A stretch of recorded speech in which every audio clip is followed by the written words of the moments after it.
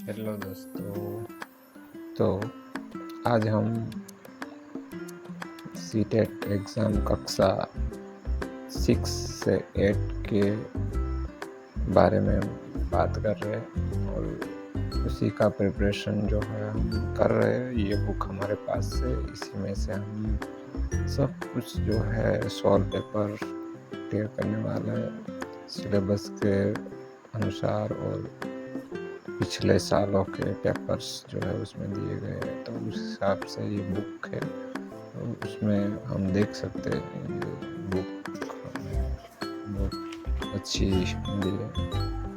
तो बुक में आप देख सकते हो सीटेट पेपर सेट 1 है, जून 2011 का है। इसी में हम देख सकते हैं कि भाग 1 बाल विकास एवं शिक्षा शाखा सीटेट टेस्ट 07 सामाजिक विज्ञान उसका है, और भाषा हिंदी, और सेकंड लैंग्वेज इंग्लिश। तो इस हिसाब से जो है वो ये सभी पेपर्स जो इसी में दिए गए हैं पिछले वर्षों के दिए गए। ये 15 16 का है, 2017 18 19 का है, ये 21 और 21 का है। बाद में 2021 यहाँ पे 2022 और 23। तो उसका कंटेंट आप देख सकते हो किस तरह का बनाया गया पेपर सोर्स बोला है। तो क्वेश्चन हमें इस तरह से मिल रहे हैं। तो क्वेश्चंस देख के जो है अच्छे क्वेश्चन जो पेपर में दिए जाते हैं वो सभी के सभी क्वेश्चन हमें जो मिल रहा है। पहला क्वेश्चन है, बच्चे के विकास के सिद्धांतों को समझना शिक्षक की सहायता करता है।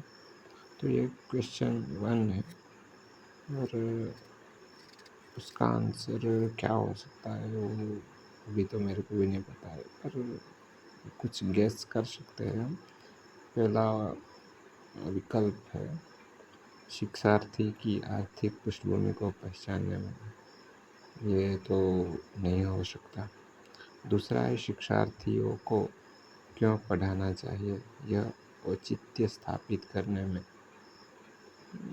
ये भी नहीं हो सकता है आंसर उसका। शिक्षार्थियों की भिन्न अधिगम शैलियों को प्रभावी रूप में संबोधित करने में, तो ये थोड़ा सा क्वेश्चंस है उस हिसाब से नज़दीक का। चौथा जो विकल्प है उसको देखते हैं, शिक्षार्थी के सामाजिक स्तर को पहचानने में, तो ये भी थोड़ा है। तो फिर से हम क्वेश्चन को देख लेते हैं, बच्चे के विकास के सिद्धांत को समझना शिक्षक की सहायता करता है। तो यहाँ पे मेरे को उसका आंसर जो है वो क्वेश्चन का आंसर विकल्प तीसरा लगता है, शिक्षार्थियों की निम्न अधिगम शैलियों को प्रभावी रूप में संबोधित करने में। तो जी हाँ दोस्तों, ये हमने जो गेस किया था उस हिसाब से हम देख सकते हैं क्वेश्चन 1 का आंसर जो था विकल्प 3 नंबर का जो मिला है वो है, जो कि हमने गेस किया था। वो गेस किया पर वो मेरे को ऐसा लग रहा है कि मैंने बीएड जो है उसकी पढ़ाई अभी मैं कर रहा हूँ, और 1 साल मेरा कंप्लीट हो गया है। तो उस हिसाब से यहाँ पे उसका आंसर जो है वो हमने गेस किया था, पर ये सही निकला है। अभी हम आगे जा रहे हैं। यहाँ पे क्वेश्चन 2 हमें मिल रहा है, पुरुष स्त्रियों की अपेक्षा ज़्यादा बुद्धिमान होते हैं। पुरुष स्त्रियों की अपेक्षा ज़्यादा बुद्धिमान होते हैं, यह कथन। तो ये एक कथन दिया गया है, उसके जो है उसका हमें उत्तर गैस करना होगा, क्योंकि हम गैस ही कर सकते हैं अभी फ़िलहाल, क्योंकि हम जो है प्रिपरेशन कर रहे हैं। हमारे पास अभी कुछ तरह का मटेरियल या वगैरह कुछ है नहीं, हम पेपर सॉल्व से ही तैयारी करेंगे। तो पहला विकल्प है सही हो सकता है, दूसरा है लैंगिक पूर्वाग्रह को प्रदर्शित करता है, तीसरा है बुद्धि के भिन्न पक्षों के लिए सही है, और चौथा से सभी सही है। तो मेरे को इसका आंसर जो है वो 2 नंबर का लग रहा है, गेस कर रहा हूँ मैं। तो यहाँ हम 2 नंबर के क्वेश्चन को सॉरी 2 नंबर के विकल्प को गेस किया है, तो उस हिसाब से देखें तो उसका जो आंसर क्या होता है। तो सही गेस किया है हमने, 2 नंबर में भी दूसरा विकल्प ही आता है, लैंगिक पूर्वाग्रह को प्रदर्शित करता है। ठीक है, आगे हमसे, इरफान खिलौनों को तोड़ता है और उससे पूर्वजों को देखने के लिए उन्हें अलग अलग कर देता है, क्या है? आप क्या करेंगे? उस पर भरोसा हमेशा नज़र रखेंगे। दूसरा विकल्प है उनके जिज्ञासु स्वभाव को प्रोत्साहित करेंगे और उसकी ऊर्जा को सही दिशा में संचालित करेंगे। तीसरा विकल्प है उसे समझाएंगे कि खिलौनों को तोड़ना नहीं चाहिए। और चौथा विकल्प है इरफान को खिलौनों से सब कभी भी नहीं खेलने देंगे। तो यहाँ पे हम गेस कर सकते हैं, दूसरा विकल्प है जो सही लग रहा है। तो आंसर दिया गया है उसी में भी यही दिखाई दे रहा है कि दूसरा विकल्प जो है उनके जिज्ञासु स्वभाव को प्रोत्साहित करेंगे और उसकी ऊर्जा को सही दिशा में संचालित करेंगे। चौथा क्वेश्चन से, क्रिस्टीना अपनी कक्षा को क्षेत्र भ्रमण पर ले जाती है और वापस आने पर अपने विद्यार्थी के साथ भ्रमण पर चर्चा करती है।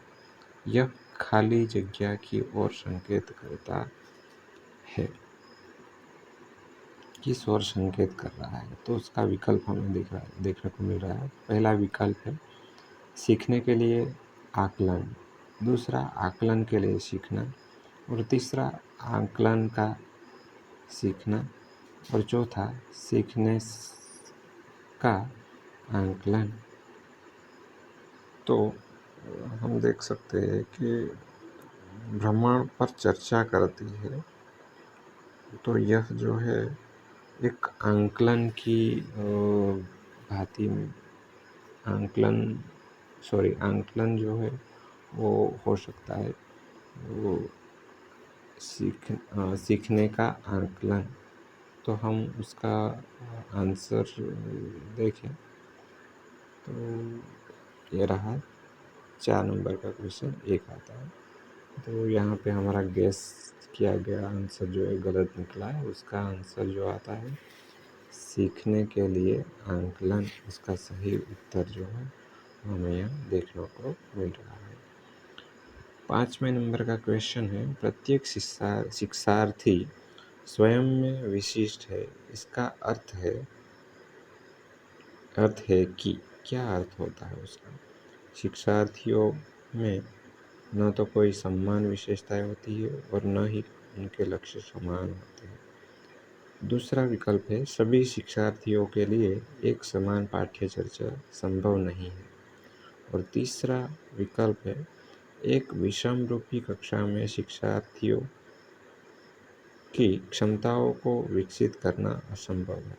चौथा विकल्प है कोई भी 2 शिक्षार्थी अपनी योग्यता और रुचि और प्रतिभाओं में एक समान नहीं होते हैं।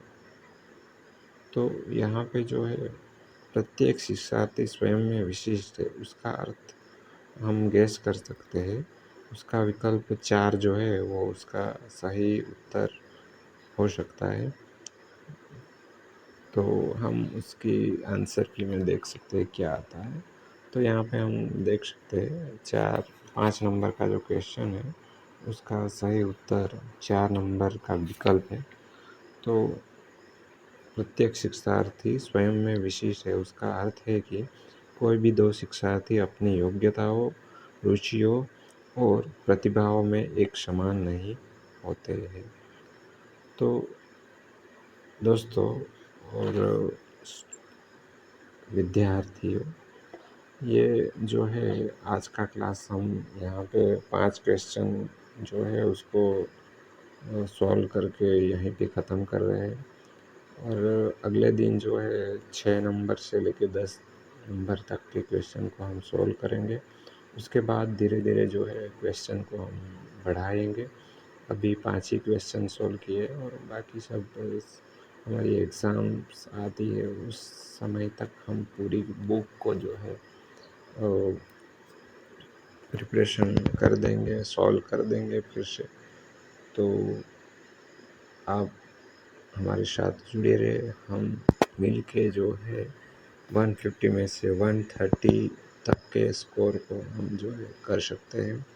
हमारी प्रिपरेशन इस तरह से बहुत ही अच्छी तरह से होगी। तो हम इस ब्लॉग को यहाँ पे ख़त्म करते हैं। Thank you very much.